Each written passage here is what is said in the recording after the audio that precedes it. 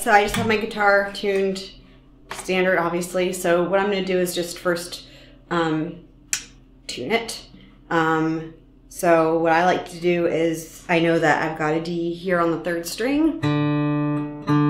So I'm just going to tune the E down until it matches an octave lower. Okay? So now we are actually good to go on the first 3 strings. We have D, A, D. Okay? So now the next thing is just to tune this 4th string. This is actually really easy because we just tune it down to match the 3rd string. So we're going to have D, A, D, D, A, D. So we already have D, A, D. So now we're going to tune this down. It goes quite a while until it matches your other D.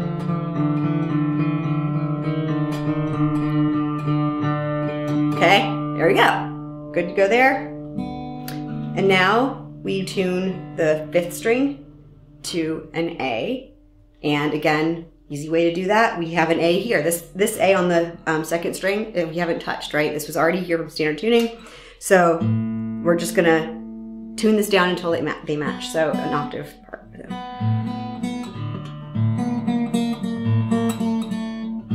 Oops, sorry. Okay, and now we have our E string, so we know that needs to go down a whole step. We can tune it to any of the other Ds that we have. So we've got the D, we'll fix those in a second. But so now we just need to do this one, so.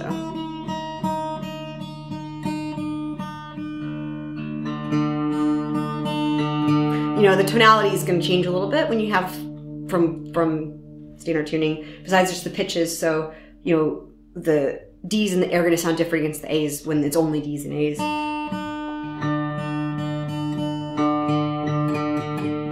Okay, those match. So yeah, so I know the important thing is I know I've got, where are my Ds and where are my A's, right? So I know I have Ds on the bottom string, so 1, and then the 2 middle strings, so that's 3 and 4, and then the top string, so I have 4 Ds. And then I have my 2 A's, so that's 2nd string and 5th string.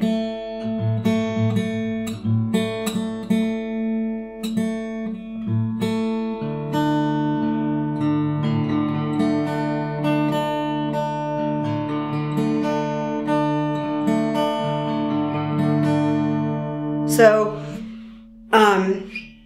having something that's kind of like a open canvas, you know, whatever to work with, versus your standard tuning, it can probably seem a little bit intimidating.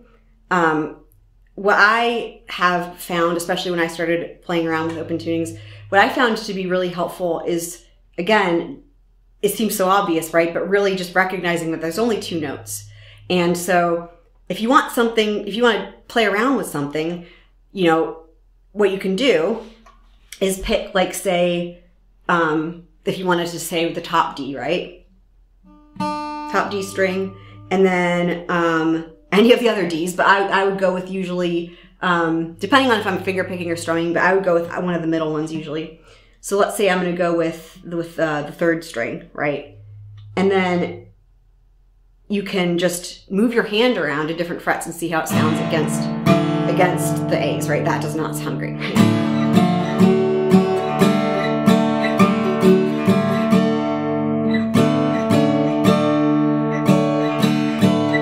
So you can find where your major scale would be.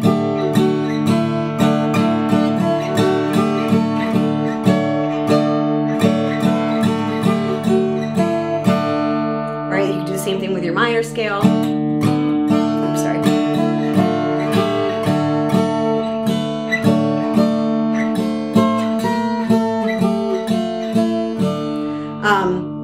You can also just play around with just 1 string. And again, I would kind of start with either the Ds or the A's. But right now, again, we're doing the Ds right now. And then I would switch over. So 1 string, you know, what happens if I'm thinking about a melody line or whatever.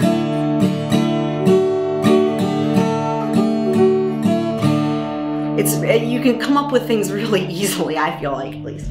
And then, again, you know, keeping in mind it's only 2 strings, so 2 notes. So then what if we play around with messing with the A string? So we just put Again, you can do it with just one string or with both, but if we do both, that's second string and fifth string. So now,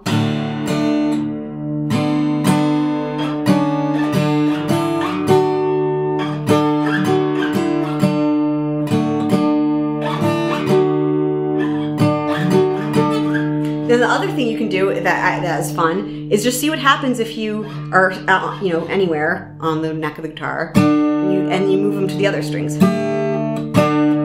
Or just sort of figuring out how it all kind of works together. I've come across some really fun things this way. Oops, that's not what I meant to do. Or it is what I meant. Actually, yeah.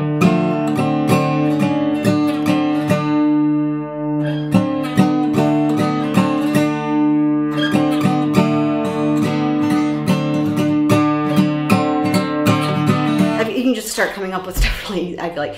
And then you can always just you already have that there. So, you can, I feel like it just allows a lot of creativity, and it's really kind of hard to make it sound bad. That's the other thing, especially if you're writing something, you can very easily, with just one finger on one string, have plenty for a song versus chord shapes, or whatever. Or you can, so far I've only just kept things on the same fret with two fingers. I mean, yeah, obviously you don't even have to do that. Like the possibilities are endless. You can make it as simple as possible and still come up with all kinds of stuff. Or you can, do things that are more like other chord shapes. I find that, it's absolutely not necessary, but some places you might find that there's something cool. But if you did want to have a more, if you were searching for a chord that you can't just find, that you can, it's possible. You just, play around with it, right? And you figure out which fret. And the other thing is, if you want to play around with like even just, again, seeing, I like to take like one idea and then see what happens as I move that up and down the neck and then on each set of strings, right? Each pair of strings. So like, for example, so if I do like D's again, let's see. So let's say,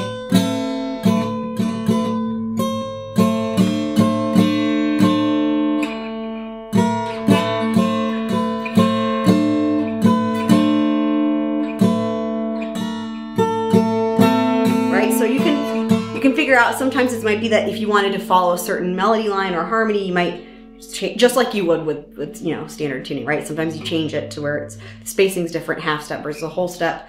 That's violin thinking, but anyway, how many frets are they apart?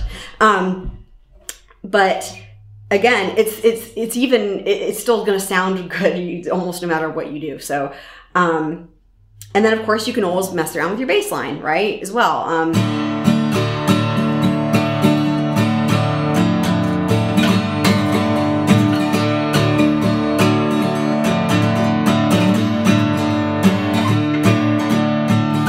can do whatever, and then you can, again, if you really want something to be like bass heavy, like you could double it with the other low D, which would be the third string. I mean, there's a lot you can do. And again, because of the fact that it is so open, I know that can seem intimidating, but I looked at it as like a way of like, almost no matter what I play, it sounds pretty good. Like it's ready to go.